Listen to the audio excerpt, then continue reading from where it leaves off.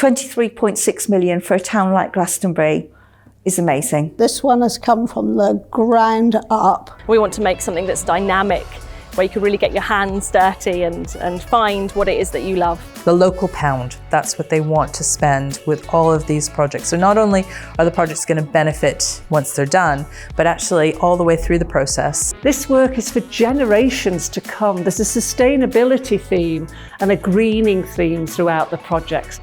All of those sites around the town that people have driven past, walked past, and just, oh, what if? This is a moment when those what ifs can be realised.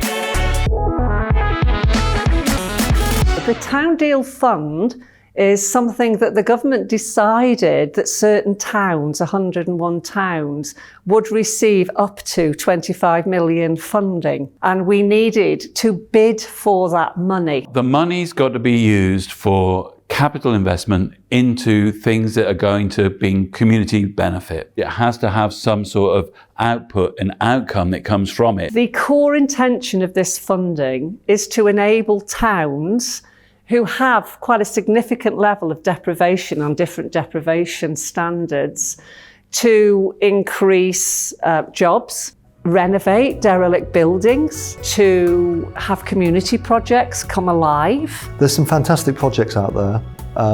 Several of them are involved with creating jobs, creating new apprenticeships, providing training and working very closely with the schools and colleges. I don't know whether it's ever been done before that actually businesses and people are making things happen locally in their towns. We're not being told from above, this is what you're going to do. So there is a real synergy and a leadership from this Town Deal board that's here in service to the community. The ideas from the projects have come from a lot of consultation. Mendip officers, to their great credit, went out to all of Glastonbury, asked for expressions of interest, were swamped by the response. And then we needed, as a board, to look through all of those and to whittle it down. It's the highest award in the Southwest and indeed per capita the highest award in the UK. That actually we've got fabulous projects that will be delivered in 25-26. Well, I think all of the projects have got elements that will interest young people, but certainly the ones that stand out from the Accelerator Fund would be St Edmunds Hall, because the local youth centre runs from St Edmunds Hall. So having that space regenerated was a real opportunity for them. The Glastonbury Way is something that I know local schools have already been taking the children out on trips. The biggest project of the Accelerator Fund was 250,000 at the Red Brick building. And that was a really good project because that started the work that will continue under the Town Deal. And then there was money in the town centre. The provision of Herbie's Field car park, and that was a £50,000 fund. Now that very much supports the economy of Glastonbury because at events like the Carnival, the Road Run, Beltane, the Frost Fair, and to name a few, is that extra space of 300 car parking area is open to the public. Glastonbury's Towns Fund bid was by far the most eclectic in the country. And I took huge pride in that. You know, it's just so reflective of what Glastonbury is. Some of them are just wonderfully kind of left field and Glastonbury, and some of them are a bit more kind of in the mould of the kind of post-industrial regeneration that you see in lots of Town Deal funds elsewhere. In the 1890s, the building behind you was the house where the Bailey's family lived, and then they built a little factory alongside it, which gradually developed into the factory complex that we see today. It was Clark's son and Moreland, and Moreland's had the Quaker ethos. You looked after the worker, their family, their physical, their mental health, and you built as well teams around sport. In my lifetime, this was a thriving industry which was employing from this site 600 people. I mean, Glastonbury, you've got to remember, was an industrial town. We were run by the factory hooter, and they were making a whole diverse range of things, from sheepskin rugs and coats to the boxing gloves from Muhammad Ali. They made tennis rackets. They made a whole range of goods. And the town has then suffered since then and had to really reinvent itself as just a tourist town. These buildings are incredible because they were built at a time when we relied on natural light for working and making things. So they're very shallow plan. You've got these lovely high ceilings and tall windows, so you've got amazing natural light and ventilation. We're going to heat it from the mill stream using ground source heat pump. We're going to try and make it a really versatile but green space to operate from. The principle of the building is to support local business, and any profits that come out of that will be put back into the project or into the local community. There will be a real variety of spaces within the development. There'll be shared workspaces, there'll be workshops where there's a range of different machinery available, a sort of village for small businesses and self-employed people, an open access factory and a learning environment so that people, all of those crafts and creative work that's sort of quite prominent in Glastonbury is given the support and the space. We're hoping for a museum and archive space to celebrate that industrial past. We're also looking at creating a lecture theatre that could also double up as a cinema. We can create a market area. We're looking perhaps between the two buildings to put some sort of cover so that we could have open market, so that the people who actually are making goods here can actually sell them as well. So that should make a bit of a visitor attraction. Then here possibly, could be a cafe and social space as well. But the idea is that there's lots of opportunities for interaction. Our idea is to bring a cohesive community back again, so people live and work through the generations back in Glastonbury. Then there is the Enterprise and Innovation Centre, which is in Beckery House, also in the same part of Glastonbury. And that's about regenerating an existing building to offer business support. The hub really is about making a space for businesses to come and work and access the skills and services that they need to develop. So firstly, we want to make office space that's available on flexible, easy in and easy out terms. And we want to couple this with a business support service offer. The second part of the project is the food development and test kitchen. We're really excited about this bit. So when we looked at Glastonbury, we looked at its strengths, and what we found was that it has a really strong food, produce and tourism sector. So we wanted to do something that would really support this sector, and what we thought was to create a test kitchen, a development space, so those businesses can come, try out that new product, get the support that they need that is tailored to them. By creating the hub, businesses are going to be able to work locally, employ locally and retain those benefits that they create locally.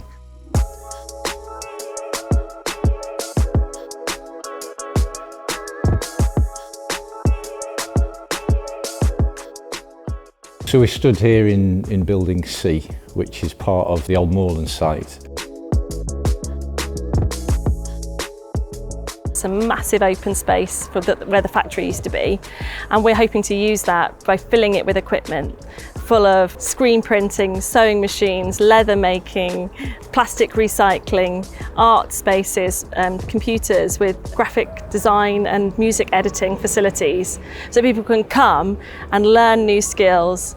They might start making things and selling them on Etsy or selling them at local markets, and they might outgrow us. And if that happens, they can move to the Bailey's building, where they can rent space, as well as the Enterprise Hub, which is being set up as part of the Towns Fund deal. At the heart of this project was youth, and we've kept youth in mind the whole time. We wanted to create something that was really sustainable. The only way we could do that really was looking at an intergenerational project that you can come and enjoy and learn to be in this building, and you can still come at 19 and at 22 and at 23, and that you're not going to suddenly grow out of this and have to find a whole new way of being.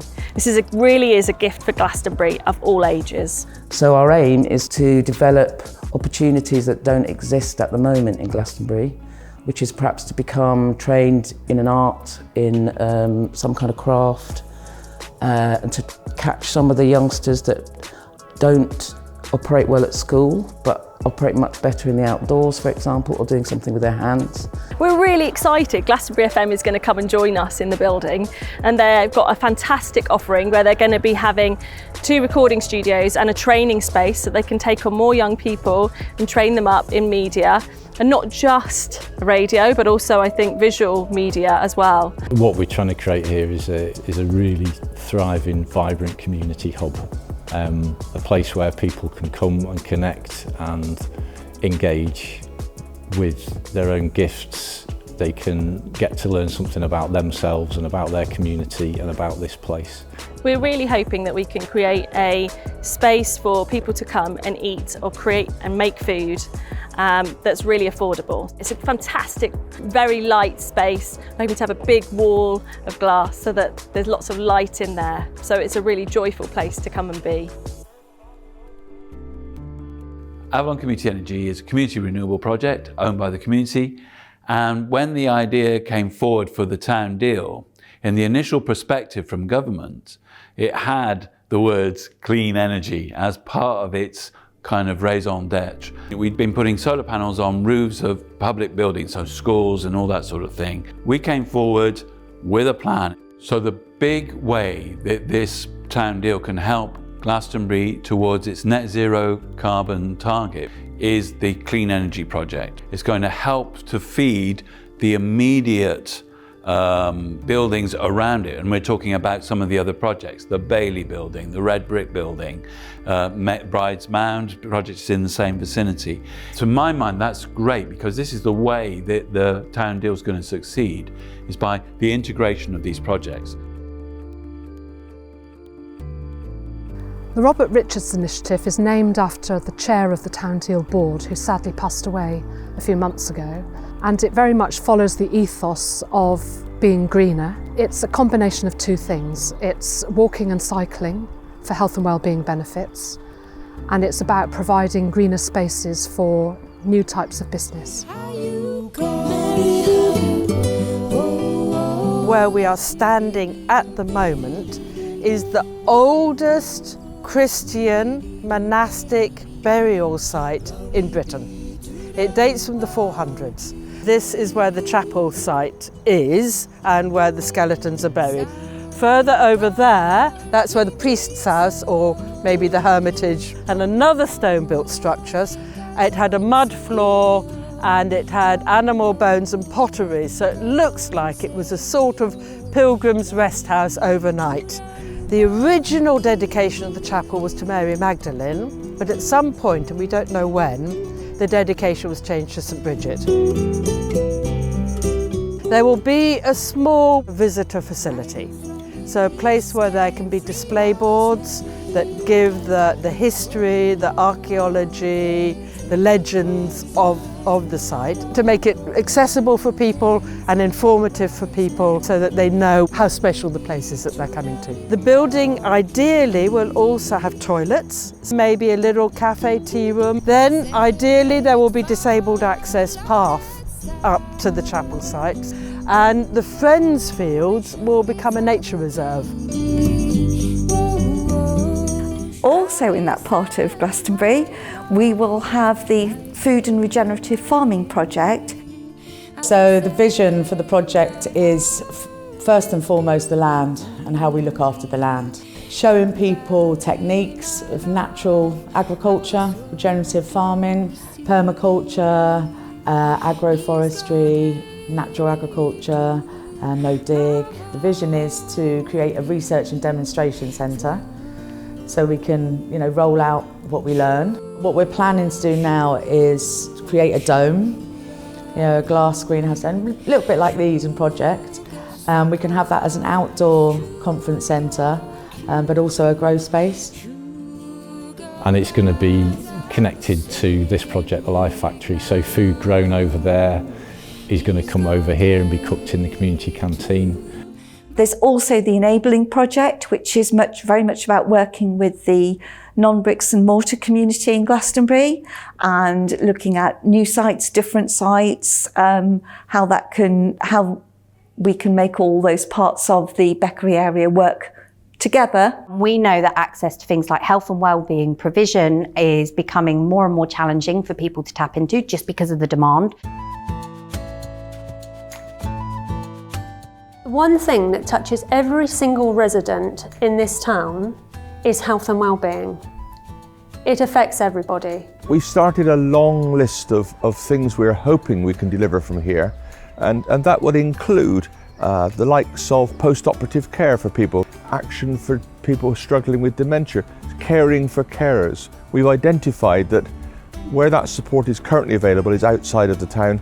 And why can't we become the hub? One of the ambitions here is to be able to put a changing places facility, as it's known, which is where people who are in disability chairs can have more than just a disabled toilet from which to change. There's a very old kitchen in St Dunstan's house, and the intent is to renovate that kitchen and create a space where we can run some little training courses where we can teach people how to support themselves either on a low income or with very few ingredients. And where we're stood now is a very secure garden, and this is all part of the project, and we have ambitions here to be able to host quite a number of dementia related activities during the summer months.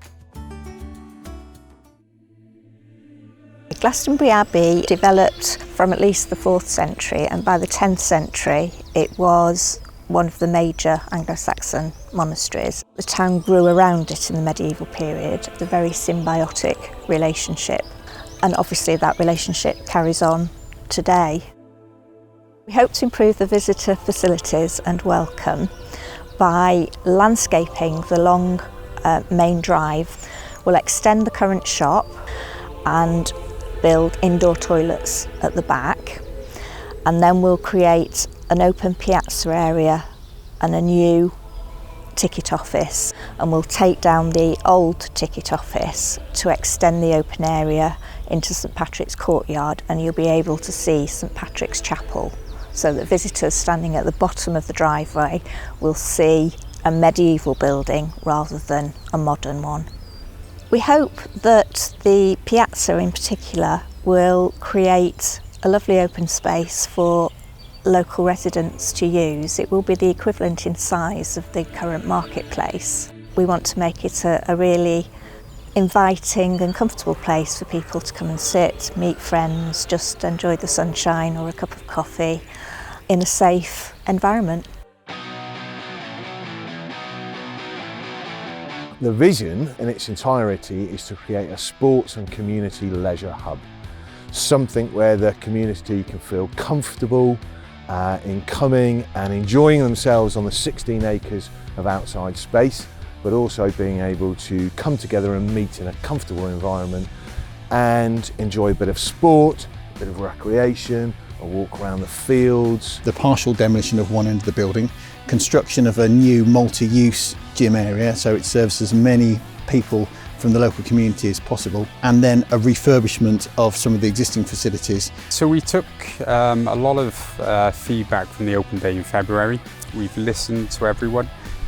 There won't be an artificial pitch, there won't be any floodlights, there won't be any fencing. It will just be, as you currently see it, nice open space with some football nets and some white lines. The project itself, of course, is vital to the local community, and it's a real central hub.